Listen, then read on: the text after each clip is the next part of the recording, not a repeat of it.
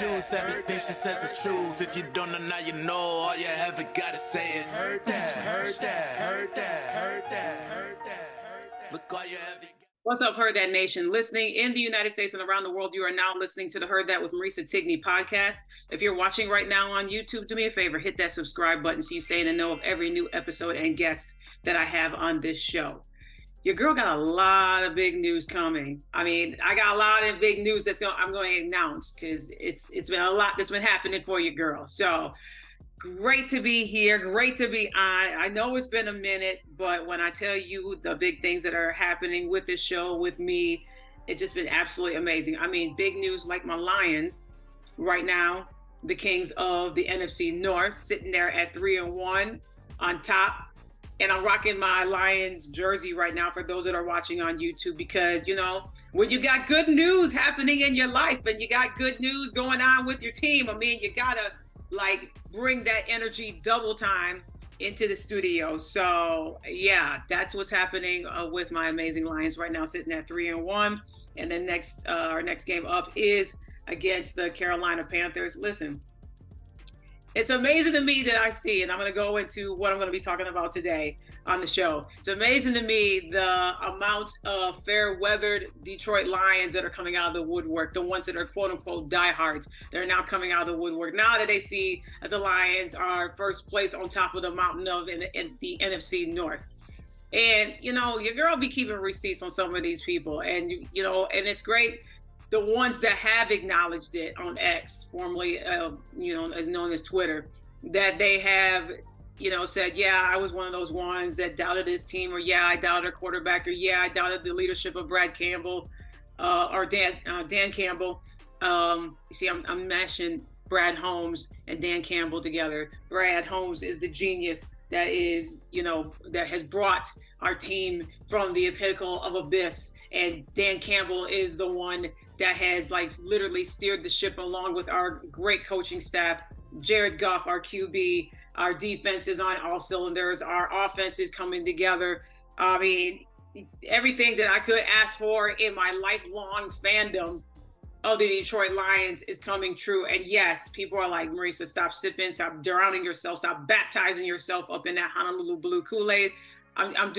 Listen, I'm all in. I'm all in of this team and the vast improvements that I see from week to week. And those that are, you know, fans of your teams, i.e. the 49ers, the Philadelphia Eagles, the two teams that are still left that are undefeated. The Miami Dolphins were there until they visit, you know, the Josh Allens in Buffalo, and they brought them right back down to earth. That huge historic 70-20 that they put on the Broncos, they kind of got, you know, brought back down to reality with, you know, literally the Bills just put the foot in them there in Buffalo. So there's things you got to celebrate, especially when your team is doing good and they have a possible chance like mine to do something that they haven't done in a while, which is, you know, win the NFC North and then do something beyond, which is the Super Bowl. And I'm going to need everybody in Heard That Nation to listen to the sound of my voice, because if that happens, your girl is going to need all the support that she can get. Crowdfunding, GoFundMe, car washes, bake sales, all of that to send your girl to Las Vegas to watch her team play. But let me scale it back because we are going into week 5. So with my team on top of the mountain, and the teams that I just said, you know, fans being excited about their teams. You have 4 teams that are going into week 4 that were trying to find their first win. The Vikings, the Broncos, the Panthers, and the Bears. So, of course, my full attention with everything going on was going to be the Bears against the Broncos. And I had them in my the pick'em that I had with all the games that I had listed, who was going to win and everything else. And shocking to me, I actually picked the Broncos in this one, but I wanted to be proven wrong. I wanted the Bears. I wanted Justin Fields. I wanted this team to get it. I wanted the offense to turn it around. I wanted the defense to show up. I wanted head coach Matt Eberflus in this team with everything that has been going on with this team. They actually see some kind of daylight. And yes, they are in the NFC North. But with things happening, on their team, or had happened with their team, you just want to catch a break, right? And I'm friends with a lot of Chicago Bears fans, so just like I want to catch a break. I mean, i.e., the Jets can relate right now, the Giants can relate right now, so just a lot. But the two teams that are seeking their first win after these 4 games are played. So after the Vikings and the Panthers play, and that was a back and forth. The Panthers, who or Detroit will play coming up in their next game, are 0-4. So I'm watching this game and I'm checking to see what the improvements have been. You want to go back a few. It's been, the first 2 weeks of the season, they lose their defensive coordinator, Alan Williams, immediately resigns. Stated that it was his family. He got to focus on his family, got to focus on his health. Even though there was reports saying about, the FBI invading his house for some graphic materials or whatever they was looking for. The outcome of that, we don't know, just that now he's gone after week 2. So they were sitting at 0-2. Fast forward to 2 weeks, you're going in the 4th week. They're playing the Broncos. So they had that happen. And then their facility ended up getting vandalized and $100,000 worth of equipment gets stolen.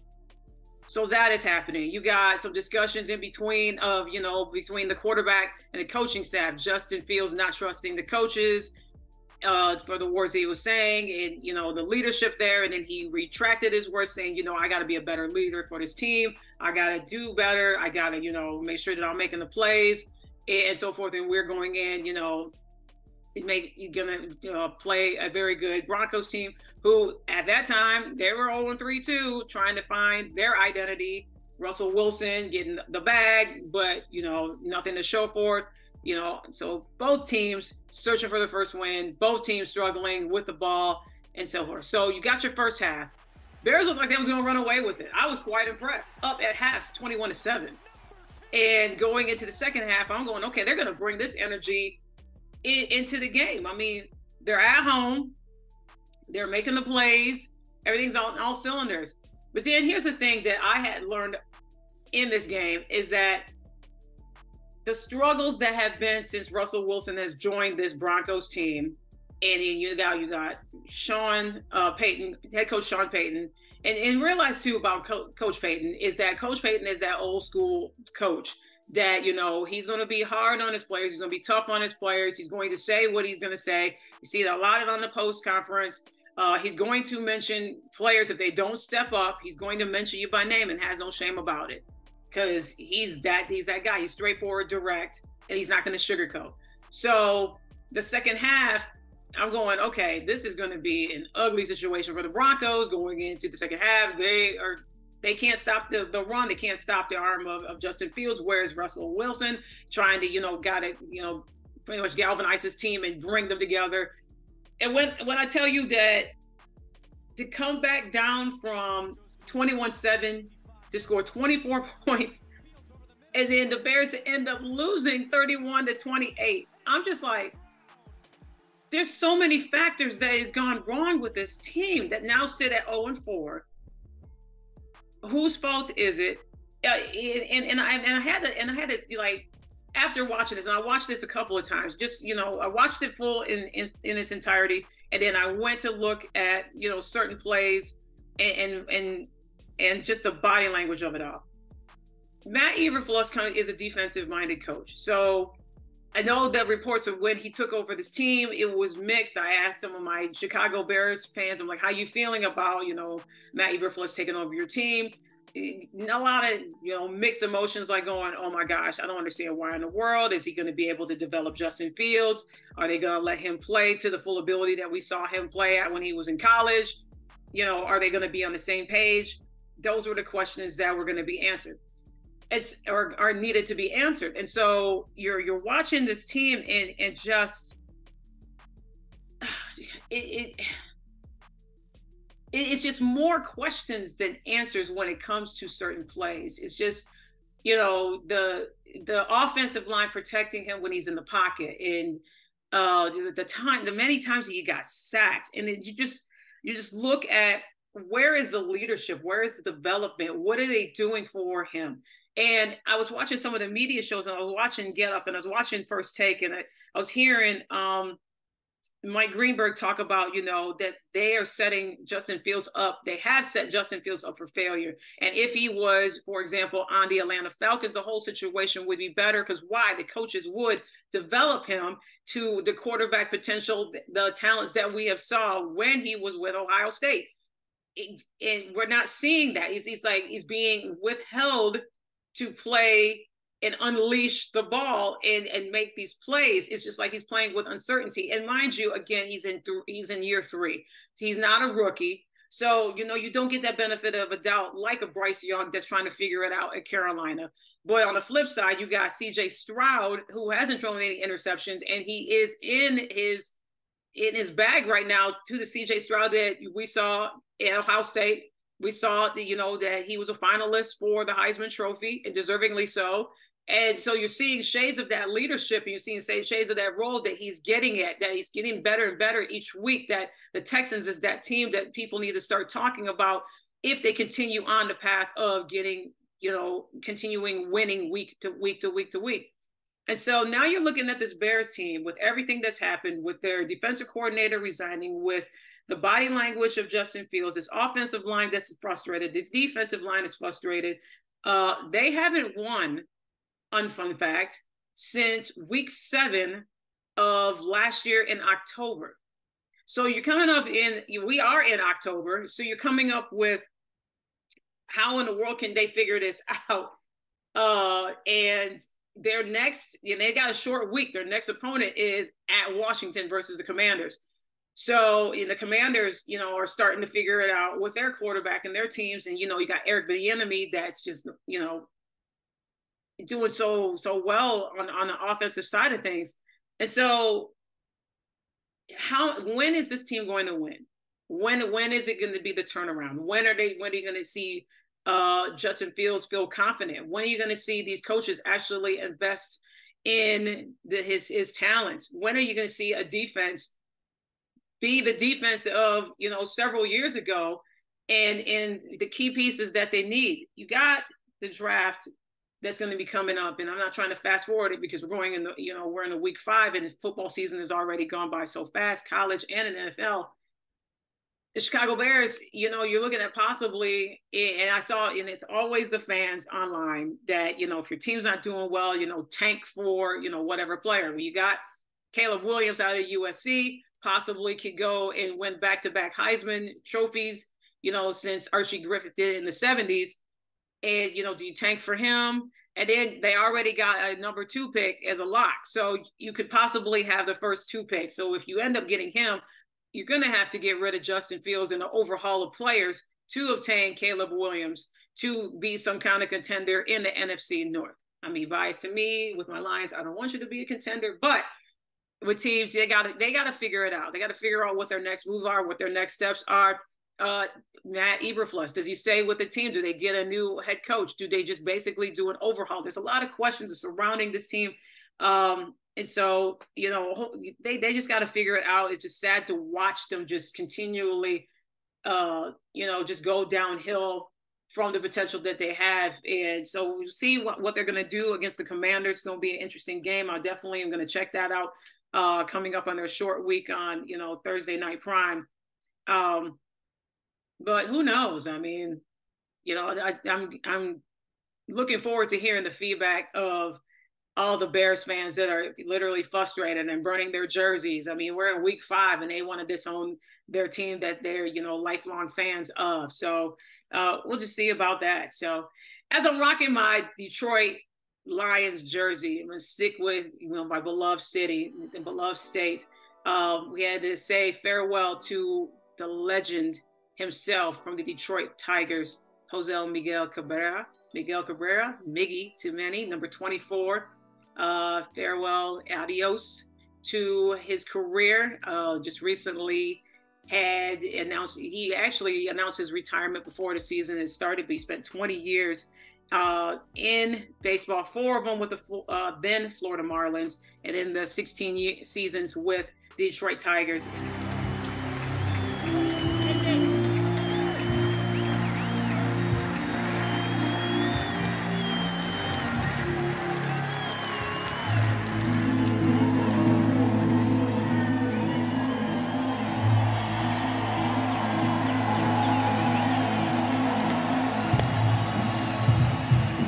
resume just speaks for itself. And if he's not a first ballot into Cooperstown, I don't know how in the world. I mean, the voting is rigged. Like, he should automatically be, and hopefully your girl will be there because I want to see him being inducted. But a 12-time All-Star. He won a World Series with the Florida Marlins in 2003. Two-time American League MVP. He's a 2012 Triple Crown winner. 7-time Silver Slugger winner. 4-time AL batting champ. I mean, the list just goes on. And he's going to work as a special assistant with the Detroit Tigers. So even though that he's not going to be suiting up in the baseball uniform, he's still staying with the Detroit Tigers in that role. So that's good to see him going into the front office to the team that he's been with majority of his career. And it reminds me of a story, and it's going to go right into, the part that I'm going to talk about, the last part of the show that I'm going to talk about. And when you have the opportunities to meet someone, your sports heroes, your sheroes of, your actors, your actresses, entertainment, sports, and all of that. It used to be where I would just like fall out and be like, oh my God, they're right by me. What am I gonna do? I want their autograph. I want this, I want that. Me now, I have met so many great people throughout my lifetime to where my whole mental has shifted to, what is their mantra? What gets them going on days that they feel low? What is, one piece of advice that they can give their younger self? That kind of thinking that I have now when it comes to, life, because unlike myself, who is not worldwide famous and a multimillionaire yet, people that I have met have that accolade. They have developed that, they have established that, they have worked hard to get to that level. And so I was at the ballpark with my dad, and my dad and I, when I lived in Michigan at the time, we took in the game at the Detroit Tigers. And at that time, Curtis Granderson is one of my favorite players, still is. I still have his jersey, and I wore it just that day so I can, hopefully get his autograph. And then so many people, it was their favorite player as well. And so home game, I'm there and I'm watching them from some great seats. My dad is just up there and I got my Sharpie in my hand and I'm going, okay, I'll hopefully get my jersey signed. This is going to be amazing. And I was rocking this hat that I'm showing in front of the camera. It's the 2006. We won the league championship that year. And so this is the hat that I had on my head. And so rocking the hat, rocking the jersey, got a Sharpie in my hand. And so I'm sitting there, and all of a sudden, coming towards me was Miguel Cabrera. And during that time, he just recently had joined the Tigers team after, winning a championship with the Florida Marlins, and he helped us get this league championship because I think it was year 2, year 3 that he helped us get to this pinnacle, and then we were on our way to the World Series, and then unfortunately we lost. But so I'm rocking his hat, he's coming towards me, and I'm just in awe. I'm like, oh my gosh, it's Miguel Cabrera. Oh my goodness, it's Miguel Cabrera. And here's the thing, Heard That Nation, when you are watching somebody on TV, especially sports, because I've watched a ton of sports, a lot of sports, and you see these players that are on TV and everything else, it is completely different when you're watching them on television versus seeing them live, because you see it on a screen and, you're making there's so much noise and trying your team to win because you're at home in the comforts of your home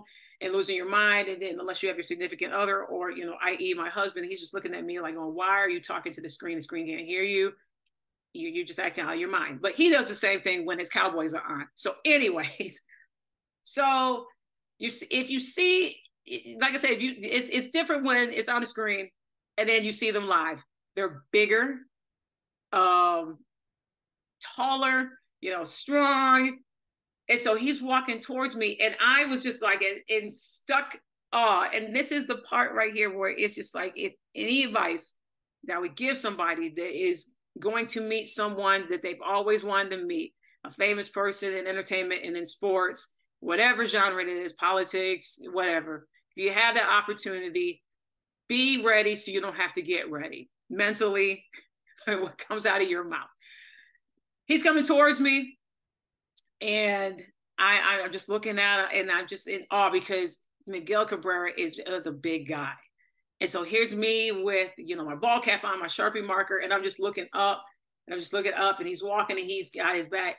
And all I could just get out of my mouth at that time, everybody was just like, that's all I could get out. Not a hi, Miggy, like, good luck today. Like, can you sign my hat? Nothing. Just, that's all. Just like I was gasping for breath or something. I'm going, how in the world did this even happen?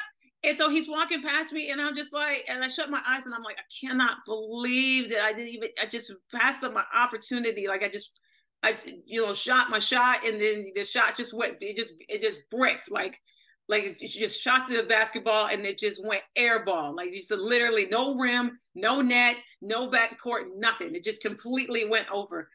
And so then after standing there, I'm like, and I'm taking this deep breath, I hear a voice next to me that says, he's not as scary as he looks. And I'm like, yeah, I can't believe that I messed it. I didn't even get the full sentence out. And the person standing next to me, and I'm showing the hat again, number 3 that we attained that year in 2007, the fall 2006, 2007 was Gary Sheffield. And I was just like, Mr. Sheffield, oh my goodness, and we just chopped it up for a little bit and everything else. And of course, this is the hat that I had, and he wasn't part of this, pennant championship that we had. So I'm just like, would you sign my hat?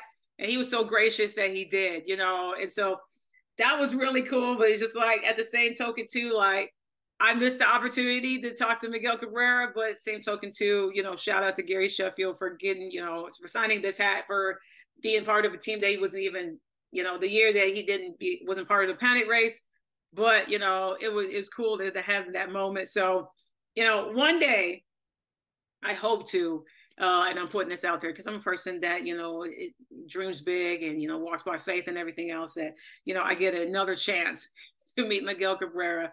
So hopefully somebody will go, once this goes out there into, podcast land and YouTube land, somebody get a hold of Miguel Cabrera and, your girl wants to run it back. And I promise you, the confidence will come out. And it won't be, none of that happened at that time. So, but like I said, before I end the show, some big things has been happening for your girl. Besides hitting year 3, and I want to shout out to y'all. We are at year 3 with the Heard That with Marisa Tigney podcast.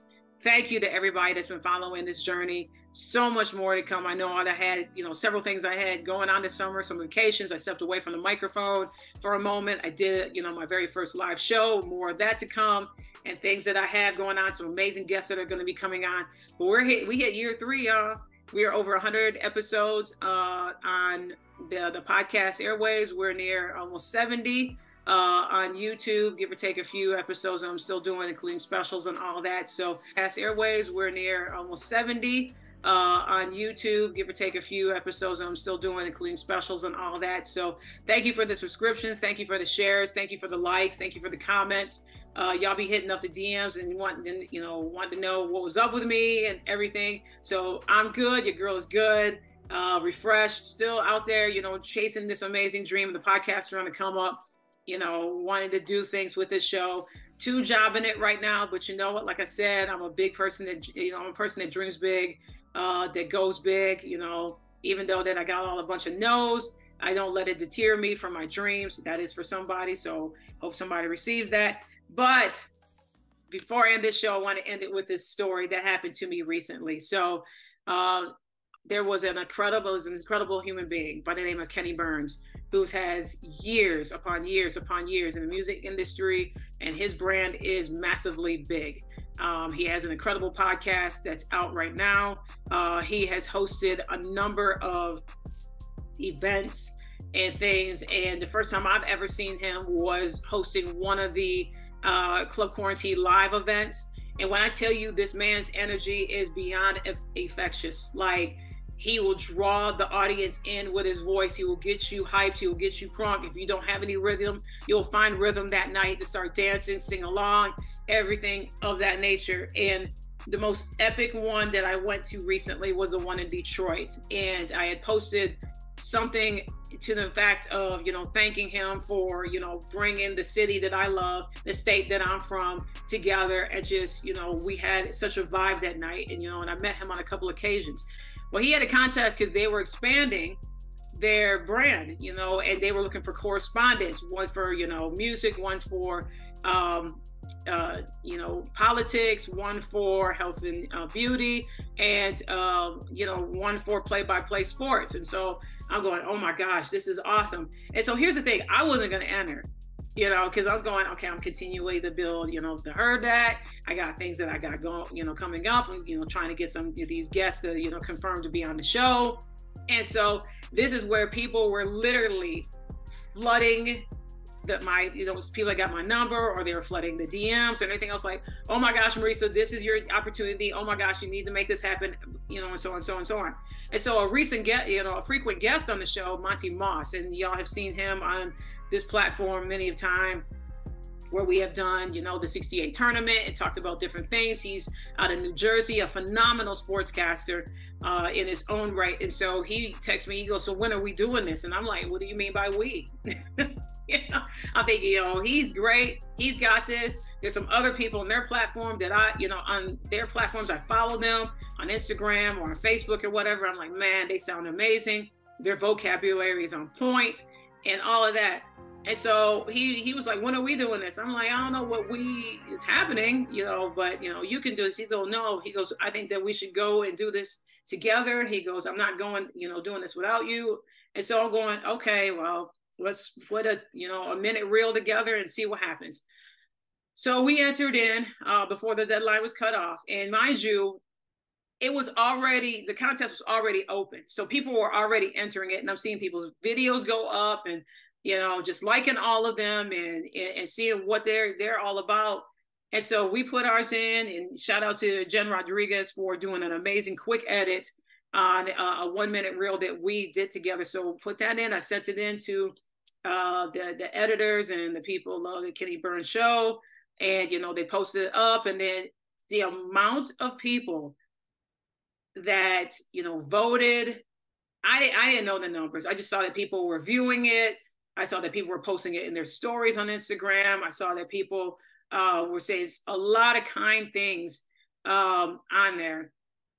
I was just in awe, how many people were, it's like, oh my gosh, we're so excited. We can't believe that you all did this. You all are going to win and everything else.